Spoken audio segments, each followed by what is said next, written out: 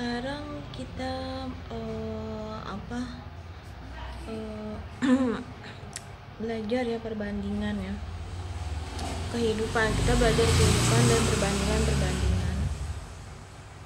kita itu kan dari bayi sampai kita masa perawan kita gitu ya, sampai kita nanti berkeluarga gitu ya, mungkin sekitar kan saya bilang maksimalnya 25 tahun itu udah matang ya perempuan laki-laki usia 25 tahun.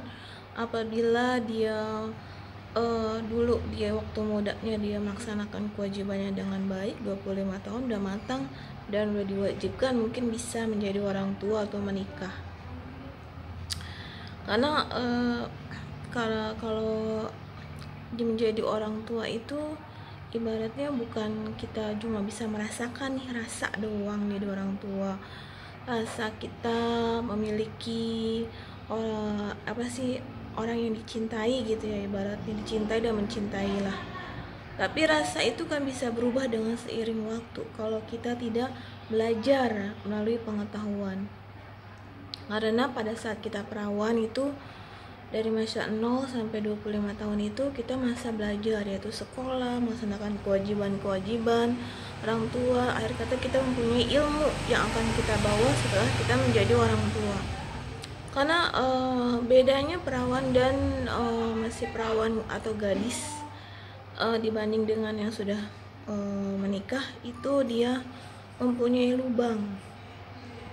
Satu, dia lubang, kalau yang tidak perawan dia lubang di vaginanya. Yang kedua dia lubang di bank, lubang di vagina dan lubang di bank, berarti dia yang harus ditutupi. Kenapa dia mempunyai lubang di bank? Karena dia memiliki kebutuhan yang ibaratnya kebutuhan itu dia harus memenuhi semua kebutuhan keluarganya ya, dengan berbagai cara lah, ibaratnya dengan apapun. Kalau manusia itu begitu ya, apapun diterjang asal bisa menghidupi keluarganya, buah hatinya, istrinya atau suaminya lah, begitu.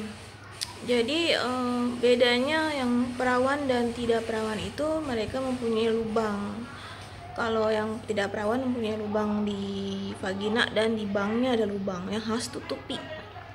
Kalau perawan dia cuma bisanya belajar lah, kayak bidadari lah, ibaratnya dia masih belajar sampai dia bisa nih tahu ilmunya menjadi orang tua yang baik, yang tidak sembarangan gitu ya. Nah sekarang kita loncat ke ketika kita menjadi orang tua ya. Kita menjadi orang tua kan kita udah punya lubang ya, lubang di bank, lubang di vagina. Dan kegiatan menjadi orang tua itu bukan sekedar mengurus anak-anaknya, tapi juga dia membantu memenuhi kebutuhan keluarganya juga. Kalau suaminya nggak bekerja, istrinya bekerja. Kalau istrinya nggak bekerja, suaminya yang bekerja. Jadi harus atau enggak yang suami istri dia bekerja memenuhi kebutuhan hidupnya. Di situ mereka selalu dipakai ya reproduksi mereka ya. Jadi kita bicara tentang terus terang aja, reproduksi mereka sebagai orang tua pun dipakai, walaupun tidak terlihat oleh anak-anak mereka gitu ya. Nah ketika mereka, jadi beda sama yang perawan kan jarang gitu yang dipakai gitu reproduksinya, misalnya ini masih nggak tahu apa-apa gitu, masih belajar aja.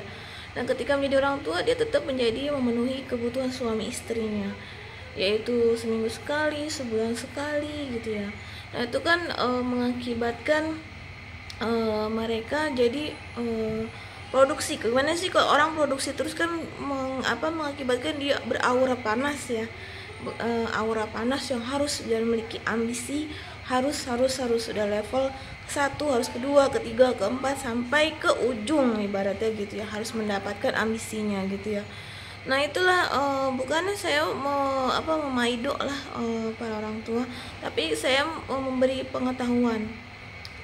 Nah seiring berjalan waktu mereka masih bahagia nih, anak pertama, anak kedua, mungkin anak ketiga gitu ya. Nah dia tersandung masalah ekonomi, yaitu lubang di perbankan.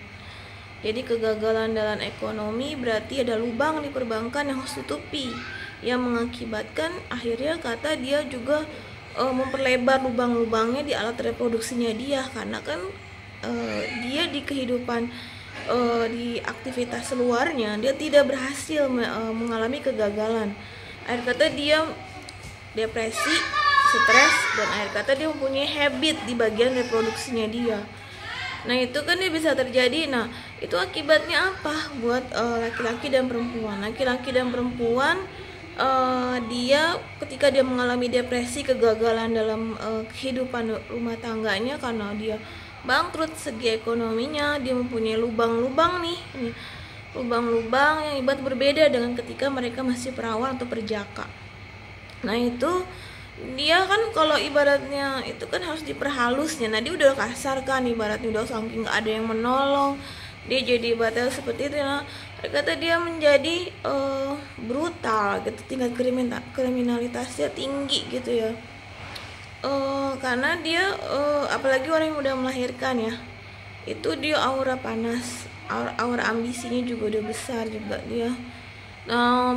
Dia harus memenuhi kebutuhan keluarganya, apalagi kalau suaminya nggak bekerja, dia malah tambah harus menggenjot nih. Siapa yang harus digenjot nih, suami orang apa suami dia gitu kan, ibaratnya gitu ya.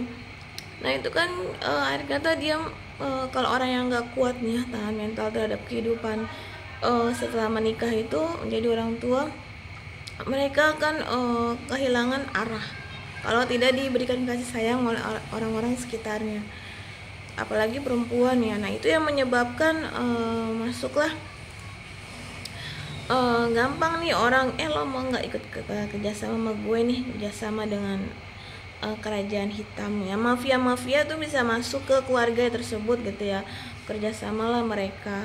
Akhir kata mereka bikin kerajaan hitam karena mereka nggak tahan dong hidup sengsara. Tapi memang mereka nggak tahu konsekuensi dan membaca sebelum mereka menikah udah tahu konsekuensinya menjadi orang tua kan harus melaksanakan kewajiban ya.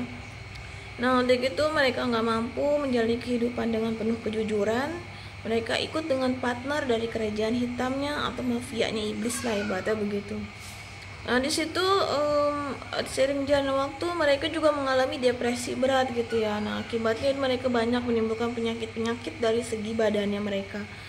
Bisa penyakit, kalau perempuan itu banyak penyakitnya ya, dia terutama bagian reproduksi. Kalau laki-laki juga ada reproduksi, terutama kalau laki-laki itu kalau dia terusan overdosis menggunakan alat reproduksinya di usia 60, dia akan mengalami kriminalitas tinggi. Bisa jadi dia jadi tukang sodomi orang gitu ya, jadi omni lah ibaratnya, semuanya disodomi, semuanya diperkosa. Nah yang istrinya juga begitu sama, anak suaminya bermain perempuan, nggak perempuan aja, laki-laki dia juga dimainin gitu ya.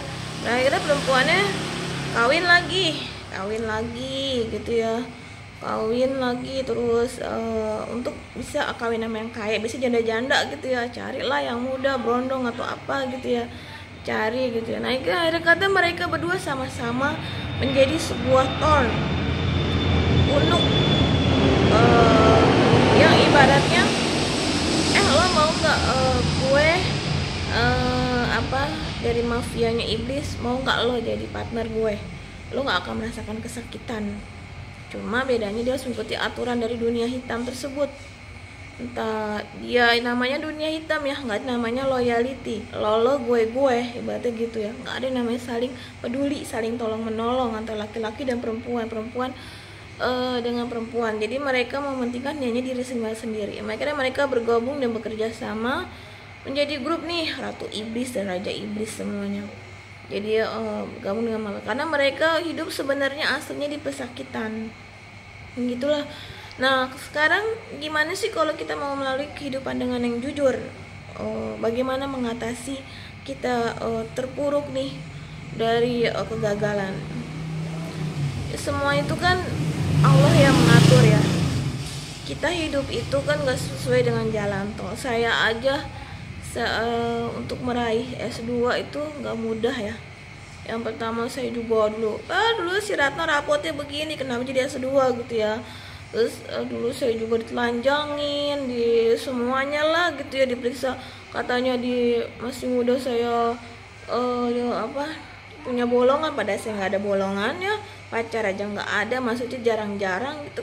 Saya jarang-jarang punya pacar, apalagi 1-2 doang lah, tapi cuma teman-teman aja.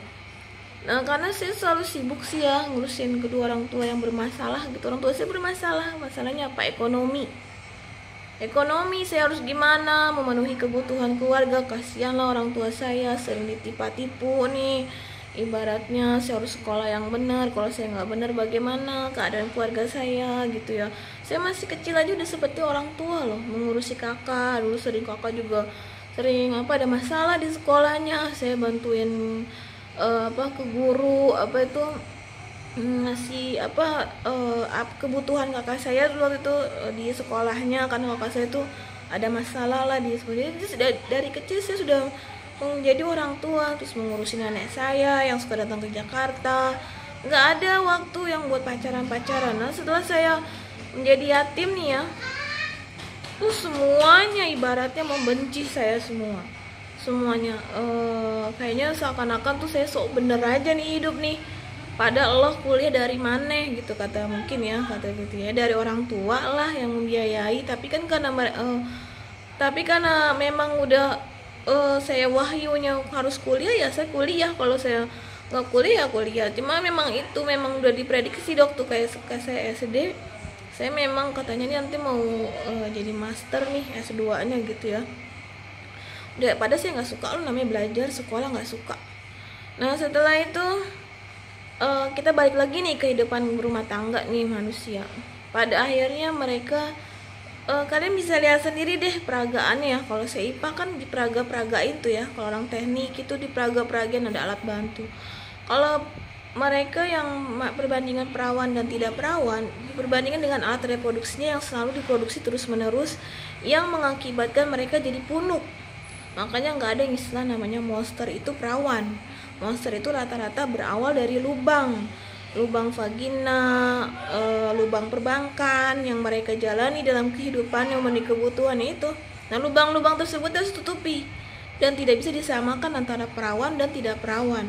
Jadi emak-emak nih sama anak-anak gadis nggak bisa sama, karena mereka udah berbeda jauh. Tapi si emak-emaknya itu menasihati, nak, kalau kamu nanti menikah atau kamu harus mempunyai ilmu dulu nih, pengetahuan dulu, baru setelah itu kamu jadi emak-emak seperti saya, misalnya gitulah. Jadi begitu ya kehidupan.